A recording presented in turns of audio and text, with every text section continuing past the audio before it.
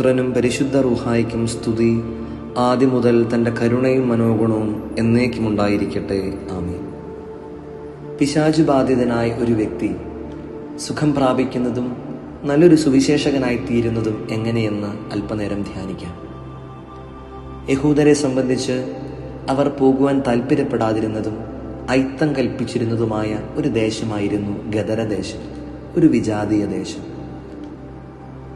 പ്രധാനമായും 2 കാരണങ്ങൾ കൊണ്ടാണ് യഹൂദർ അവിടേക്ക് പോകുവാൻ ഇഷ്ടപ്പെടാതിരുന്നത്.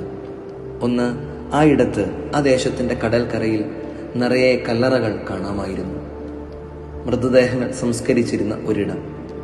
യഹൂദരെ സംബന്ധിച്ച് കല്ലറകളുടെ അടുത്തു പോകുന്നതും അവ സ്പർശിക്കുന്നതും ഒരശുദ്ധി നിറഞ്ഞ കാര്യമായി അവർ കണ്ടിരുന്നു. മാത്രമോ അതേയിടത്ത് പന്നിക്കൂട്ടങ്ങളും മേഞ്ഞു നടന്നിരുന്നു. നമുക്കറിയാം, യഹൂദരെ സംബന്ധിച്ച് പന്നികൾ എന്നാൽ അശുദ്ധി നിറഞ്ഞ കാര്യമായിരുന്നു. ഈ 2 കാരണങ്ങൾ കൊണ്ട് ആരും തന്നെ കടന്നു ചെല്ലുവാൻ ഇഷ്ടപ്പെടാതിരുന്ന ഒരു സ്ഥലം, മനുഷ്യവാസം അധികം ഉണ്ടാകാതിരുന്ന ഒരു സ്ഥലം. എന്നാൽ അവിടെ ഒരു വ്യക്തിയെ കാണുന്നുണ്ട്, ഒരു പിശാച് ബാധിതനെ. പിശാച് ബാധിതൻ ഒരാൾക്കൂട്ടമാണ്.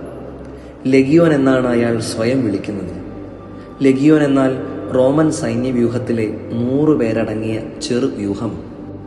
എന്നാൽ ഈ പിശാച് ബാധിതൻ യേശുവിൻ്റെ അടുത്തേക്ക് ചെല്ലുന്ന ഒരു രംഗമുണ്ട്.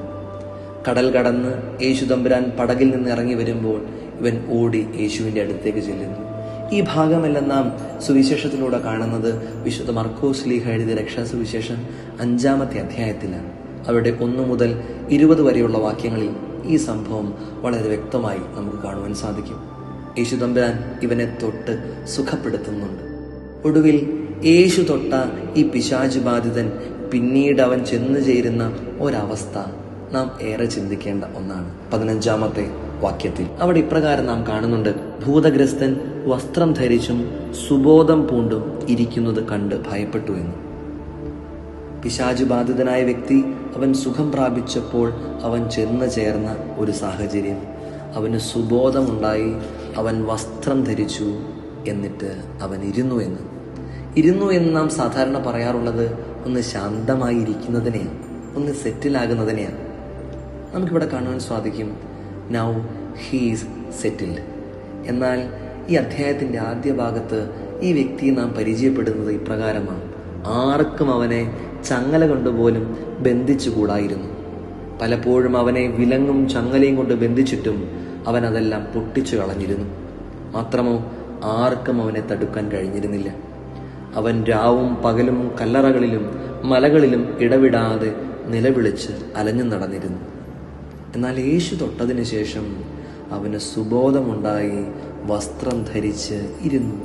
യേശു തൊട്ടതിന് ശേഷം ഉണ്ടാകുന്ന ഒരു ജീവിത സാഹചര്യം നാമും പലപ്പോഴും ഈ സാഹചര്യം തിരിച്ചറിഞ്ഞിട്ടില്ലേ, അനുഭവിച്ചറിഞ്ഞിട്ടില്ലേ? നാം ഒന്ന് ശാന്തമായിരുന്ന സാഹചര്യങ്ങൾ പലപ്പോഴും പല ശാന്തതയിലേക്കും കടന്നു ചെല്ലുമ്പോഴും നമ്മുടെ പിന്നാമ്പുറങ്ങളിലും മുന്നിലുമൊക്കെയായി നിറയെ പ്രതിസന്ധികളും പ്രശ്നങ്ങളും ഒക്കെ ഉണ്ടായിരുന്നിരിക്കാം. എന്നാലും യേശു തമ്പുരാനെ നാം തിരിച്ചറിഞ്ഞപ്പോൾ നമുക്ക് മനസ്സിലാകുന്നുണ്ട്, അവൻ എൻ്റെ കൂടെയുണ്ട്, എനിക്ക് സമാധാനത്തോടെ ഇരിക്കാൻ സാധിക്കും എന്ത് പ്രതിസന്ധി വന്നാലുമെന്ന്. യേശു തൊട്ടവരുടെ ഒരു പ്രത്യേകത, അവൻ വസ്ത്രം ധരിച്ചു എന്ന്, മാന്യത അവന് കൊടുത്തു, ഒരു അന്തസ്സ് കൊടുത്തു. ആരുമില്ലാതെ അലഞ്ഞു നടന്ന അവനിപ്പോൾ ഒരു മാന്യദേഹമായി മാറുകയാണ്. യേശു തൊട്ടതിന് ശേഷം നമുക്ക് ലഭിക്കുവാനുള്ള ഒരു സാഹചര്യം, ഒരനുഭവമാണ് മാന്യതയും ശാന്തമായി സമാധാനമായി സുബോധത്തോടെ ഇരിക്കുവാനും സാധിക്കുന്നത്. ഒടുവിൽ എന്തുണ്ടായി? യേശു തമ്പുരാന് ഈ ദേശത്തു നിന്ന് കടന്നു പോകേണ്ട സാഹചര്യം വന്നപ്പോൾ ഈ പിശാച് ബാധിതൻ അവൻ സുഖം പ്രാപിച്ചതിന് ശേഷം സന്തോഷത്തോടെ ഇവൻ യേശുവിനോട് ചോദിക്കുന്നുണ്ട്, ഞാനും അങ്ങയുടെ ഒപ്പം വരുവാൻ എന്നെ അനുവദിക്കണമേ എന്ന്. പക്ഷേ യേശു ഇപ്രകാരം പറയുന്നുണ്ട്, നിന്റെ വീട്ടിൽ നിനക്കുള്ളവരുടെ അടുക്കൽ ചെന്ന് കർത്താവ് നിനക്ക് ചെയ്തതൊക്കെയും നിന്നോട് കരുണ കാണിച്ചതും പ്രസ്താവിക്കുക എന്ന് അവനോട് പറഞ്ഞു. അവൻ അക്ഷരം പ്രതി അനുസരിച്ചു. അവൻ പോയി യേശു തനിക്ക് ചെയ്തതൊക്കെയും എല്ലാ ദിക്കിലും പോയി പറഞ്ഞു. എല്ലാവരും ആശ്ചര്യപ്പെടുകയും ചെയ്തു. ഒരു വിജാതീയ ദേശത്ത് ഒരു സുവിശേഷകൻ ഉയരുകയാണ്.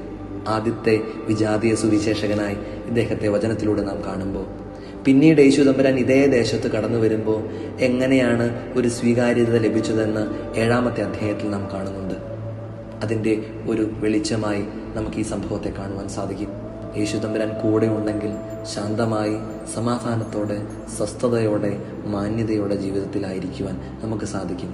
അത് സർവ്വജനത്തോടും പ്രഘോഷിക്കുവാനും നമുക്ക് സാധിക്കണം. ഒരു സുവിശേഷകനായി യേശുവിൻ്റെ സ്നേഹവും കരുണയും സമാധാനവും മറ്റുള്ളവരിലേക്കും അറിയിക്കുവാനായിട്ട് പിശാചു ബാധയിൽ നിന്ന് മുക്തനായി ഈ വ്യക്തി നമ്മെ പഠിപ്പിക്കുന്നുണ്ട്. സ്നേഹിക്കപ്പെട്ടവരെ, നമുക്ക് ദൈവം ചെയ്ത എല്ലാ അനുഗ്രഹങ്ങൾക്കും ദാനങ്ങൾക്കുമായിട്ട് നന്ദി പറഞ്ഞുകൊണ്ട് ആ ലഭിച്ച സ്നേഹത്തെ മറ്റുള്ളവരിലേക്കും പകർന്നു കൊടുക്കുവാൻ ഈ വചനഭാഗം നമ്മെ സഹായിക്കട്ടെ. ദൈവത്തിൻ്റെ പരിശുദ്ധാത്മാവ് ഈ വചനത്തിലൂടെ നമ്മെ ശക്തീകരിക്കട്ടെ. ദൈവം അനുഗ്രഹിക്കട്ടെ.